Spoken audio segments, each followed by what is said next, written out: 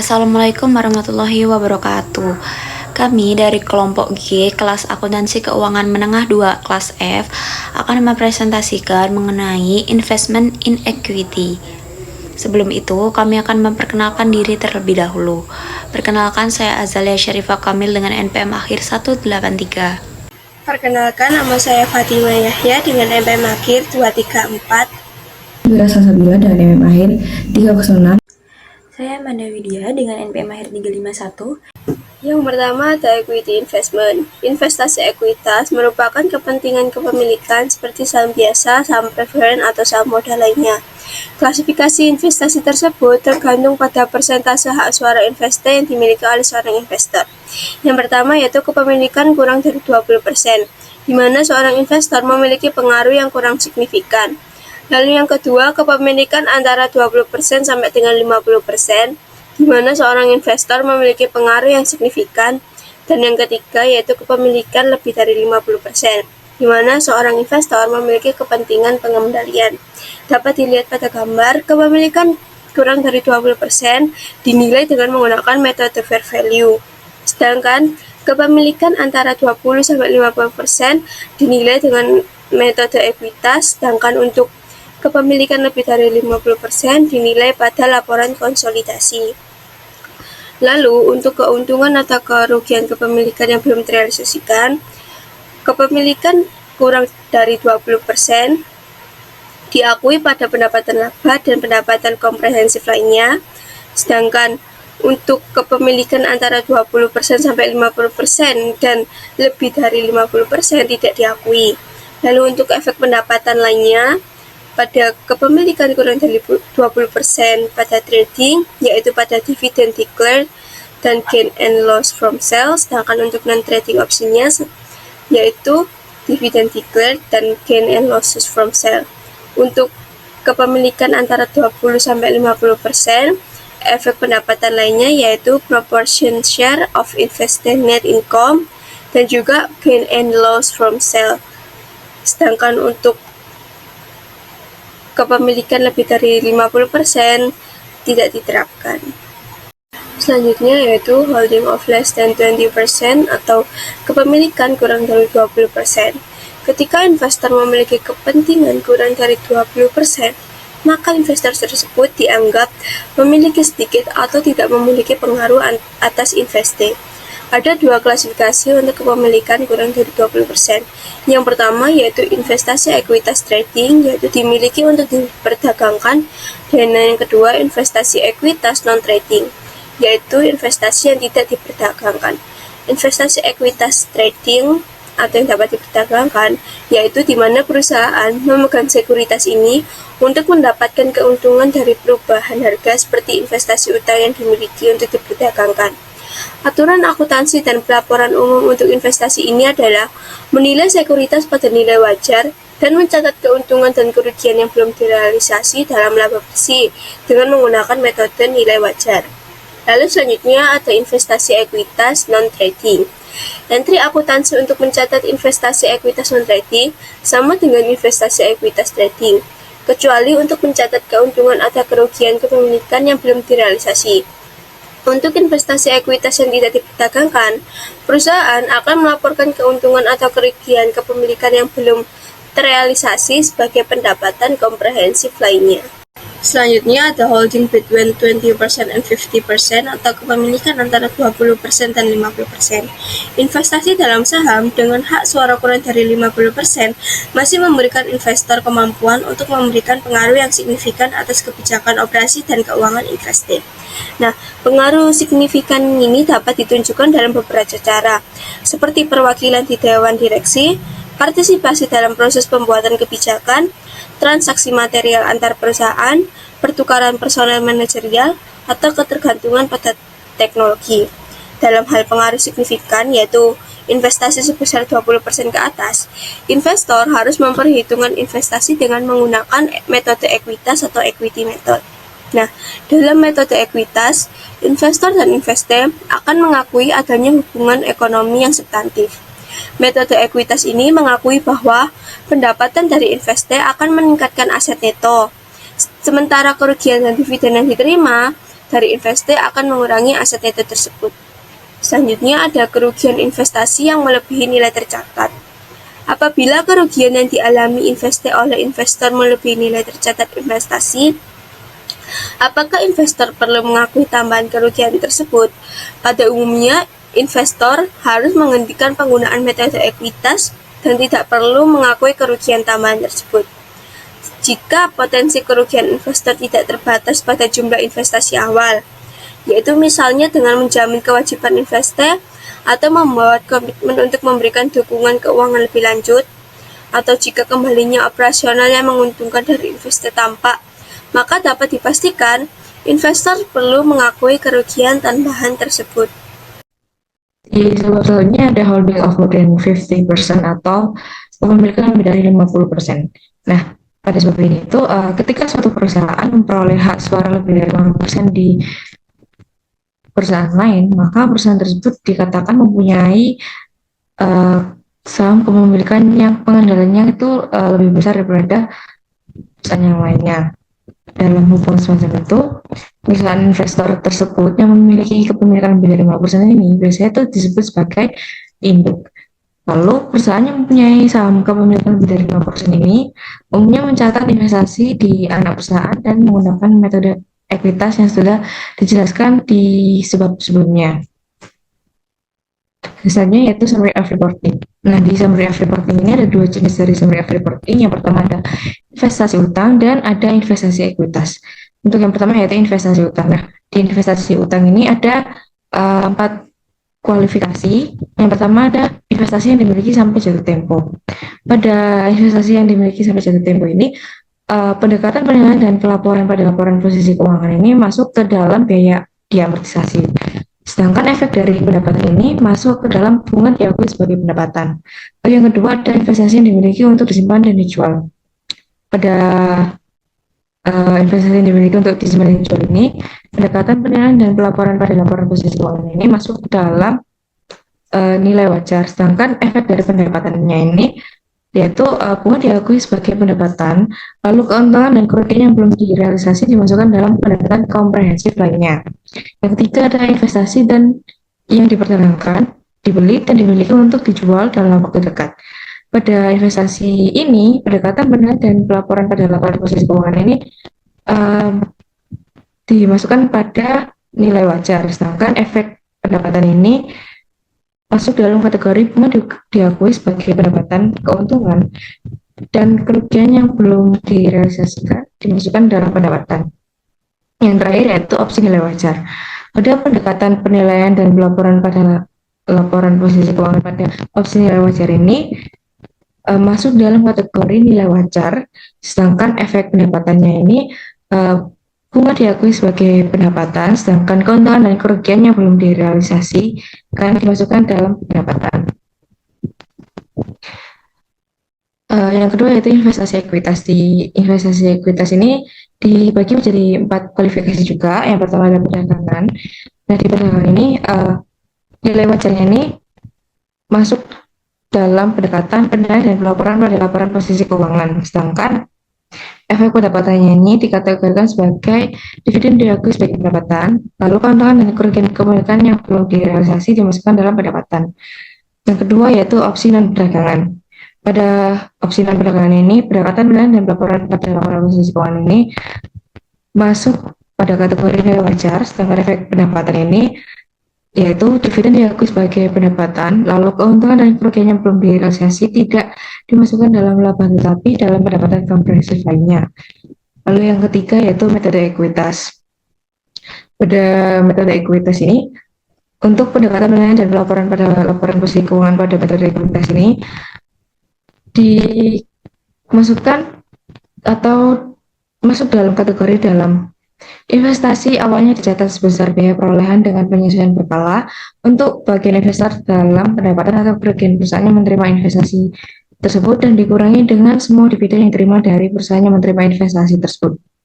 Lalu efek pendapatan dari metode ekuitas ini yaitu pendapatan diakui sebesar laba atau di perusahaan yang menerima investasi yang dilaporkan setelah tanggal investasi. Yang keempat yaitu konsolidasi. Nah, pada pendekatan penilaian dan pelaporan pada laporan posisi keuangan konsolidasi ini masuk dalam kategori laporan keuangan konsolidasi pendapatan. Sedangkan efek pendapatannya itu masuk dalam kategori pendapatan diakui sebesar laba atau rugi perusahaan yang menerima investasi yang dilakukan setelah tanggal investasi tersebut. Selanjutnya akan dijelaskan oleh teman saya. Di sini saya akan menjelaskan mengenai impairment of value atau penurunan nilai aset. Sebenarnya kita perlu tahu apa sih itu penurunan nilai aset atau impairment of value.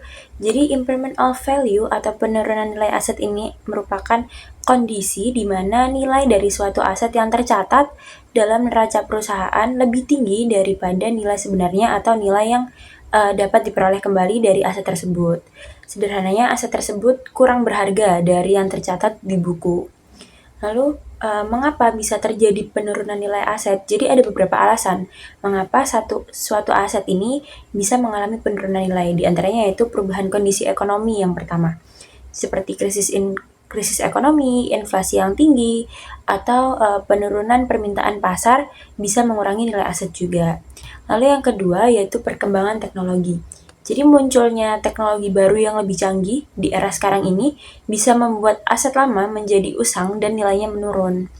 Lalu yang ketiga yaitu kerusakan fisik. Aset yang rusak atau mengalami kerusakan fisik tentunya akan kehilangan nilainya karena sudah tidak bisa digunakan dan semacamnya. Lalu berikutnya ada perubahan peraturan pemerintah. Bisa berupa perubahan regulasi yang bisa mempengaruhi dari nilai aset itu sendiri. Misalnya perubahan pajak atau dari lingkungan bisnis. Nah, untuk penurunan nilai aset sendiri itu seperti apa sih contohnya? Di sini ada 3 contoh. Yang pertama yaitu peralatan pabrik. Jadi misalnya ada mesin produksi yang sudah tua dan tidak efisien lagi nilainya. Nah, dia akan menurun nilainya seiring berjalannya waktu. Jadi karena mesin produksi tersebut sudah usang atau sudah tua, jadi dia akan habis termakan waktu gitu. Lalu ada gudang. Jika lokasi gudang menjadi kurang strategis atau tidak lagi digunakan, nilainya juga akan berkurang. Jadi apabila ada satu perusahaan atau satu tempat yang memiliki gudang, satu pekerjaan memiliki gudang, namun gudang tersebut tidak lagi digunakan atau tempatnya sudah kurang strategis atau mungkin sudah tidak bisa digunakan, mungkin kapasitasnya kurang besar dan semacamnya, nilai dari gudang tersebut juga akan berkurang. Lalu berikutnya ada hak paten. Hak paten yang masa berlakunya hampir habis atau sudah tidak relevan lagi, nilainya juga akan menurun. Lalu untuk proses penilaian dari penurunan nilai aset sendiri, biasanya dilakukan perusahaan secara berkala akan melakukan penilaian untuk mengetahui apakah asetnya ini mengalami penurunan nilai. Jika ternyata ada penurunan nilai, maka perusahaan harus mencatat kerugian tersebut dalam laporan keuangan. Berikutnya, mengapa penurunan nilai aset itu penting? Karena yang pertama, nilai aset ini berpengaruh terhadap akurasi laporan keuangan. Jadi dengan mencatat penurunan nilai aset, laporan keuangan perusahaan ini akan menjadi lebih akurat dan mencerminkan kondisi keuangan yang sebenarnya. Lalu yang kedua juga dalam pengambilan keputusan. Jadi informasi tentang penurunan nilai aset ini dapat membantu dari pihak manajemen dalam mengambil keputusan bisnis seperti menjual aset yang sudah tidak produktif atau mengalokasikan dana untuk investasi baru.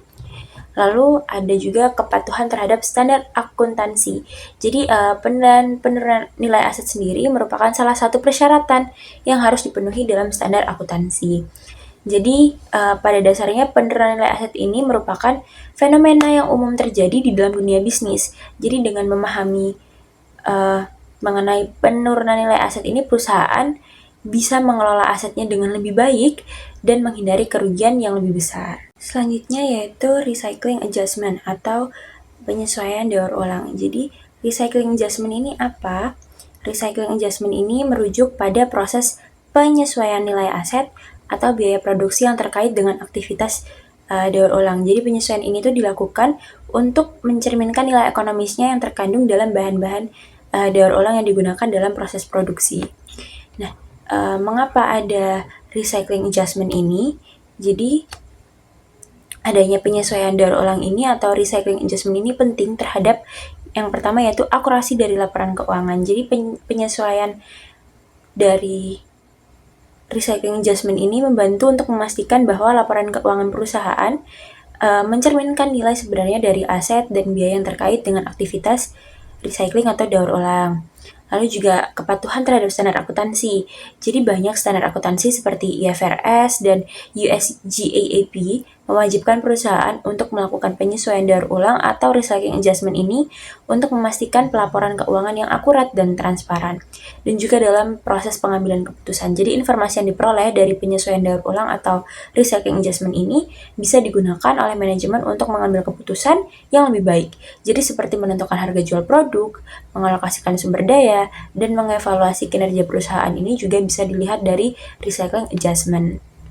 Lalu untuk contohnya sendiri dari recycling adjustment ini bisa seperti penyesuaian nilai persediaan. Jadi jika satu perusahaan menggunakan bahan baku daur ulang dalam produksinya, maka nilai persediaan bahan baku tersebut perlu disesuaikan untuk mencerminkan nilai ekonomis dari bahan daur ulang yang digunakan. Lalu seperti penyesuaian biaya produksi. Biaya produksi yang terkait dengan penggunaan bahan baku daur ulang sendiri juga perlu disesuaikan. Misalnya, jika ada perusahaan yang bisa membeli bahan baku daur ulang dengan harga yang lebih murah dibandingkan bahan baku baru, maka biaya produksi ya akan lebih rendah gitu. Lalu yang ketiga yaitu pengakuan pendapatan.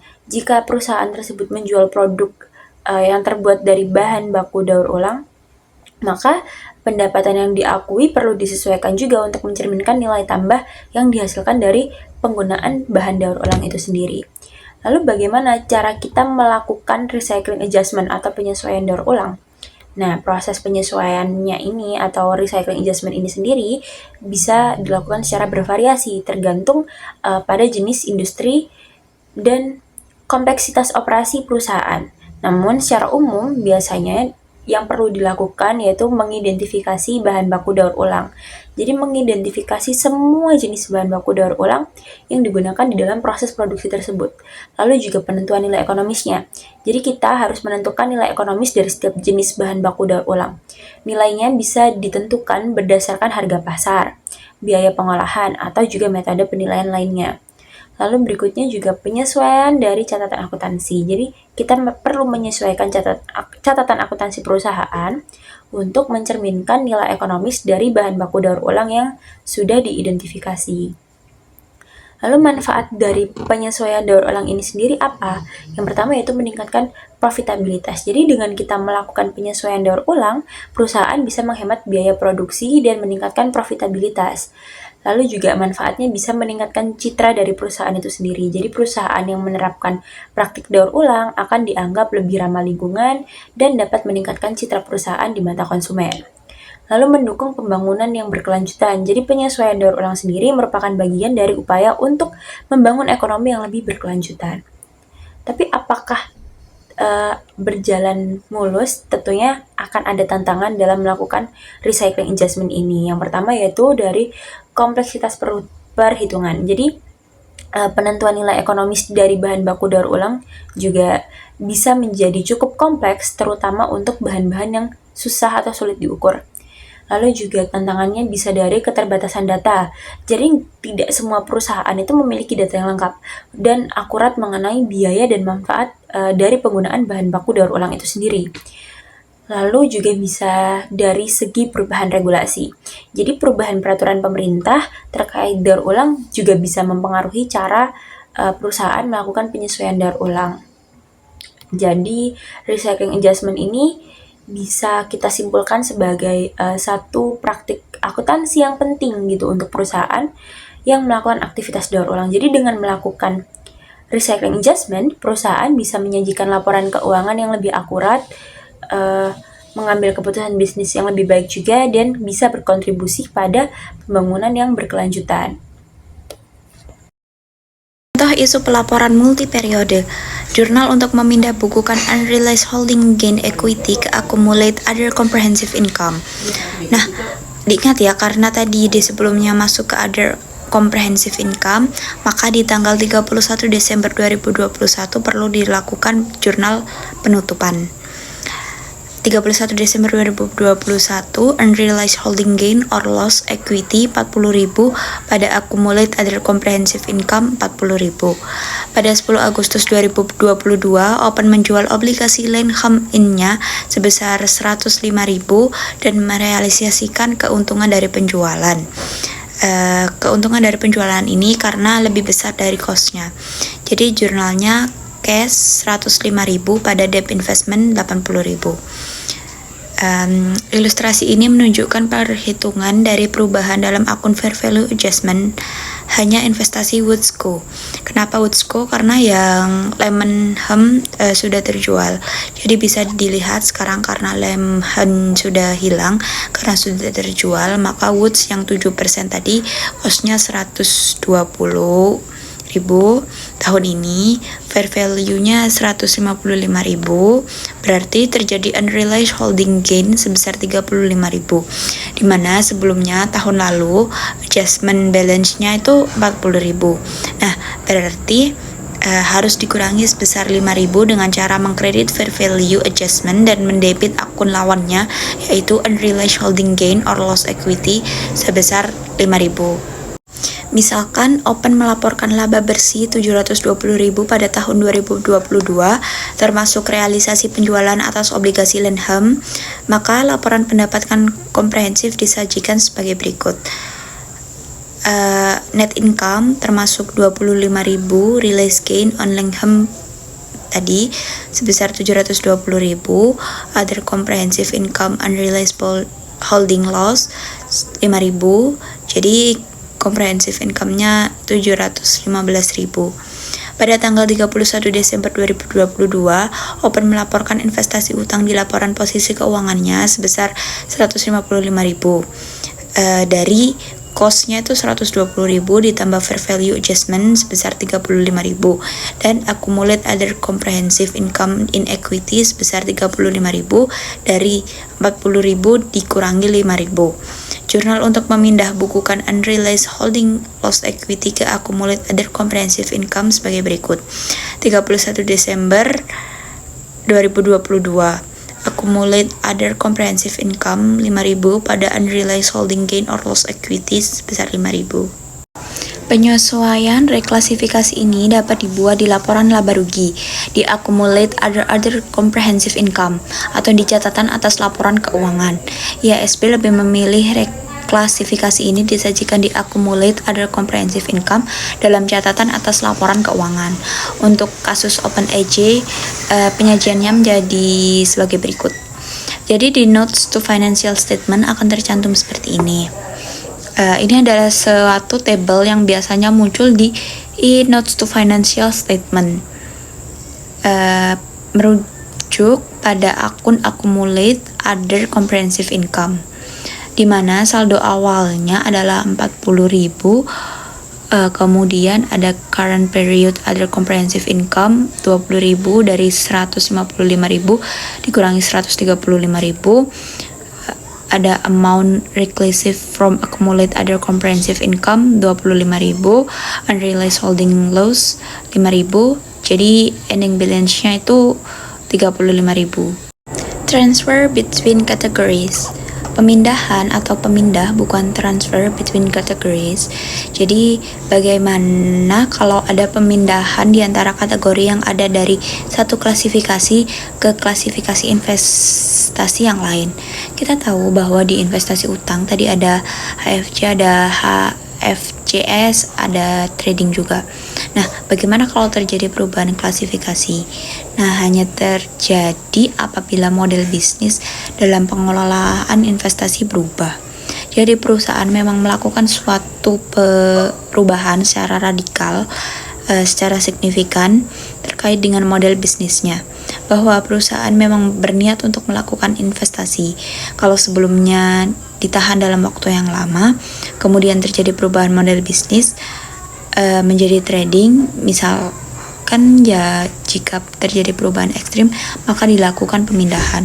Tapi kalau tidak, ya tidak, karena sebaiknya tidak dilakukan karena IASB berharap perubahan seperti ini jarang terjadi. perusahaan memperlakukan pemindahan di antara klasifikasi ini secara prospektif. Prospektif ini kalau seandainya memang terjadi transfer atau pemindahan klasifikasi, maka dilakukan adjustment secara prospektif.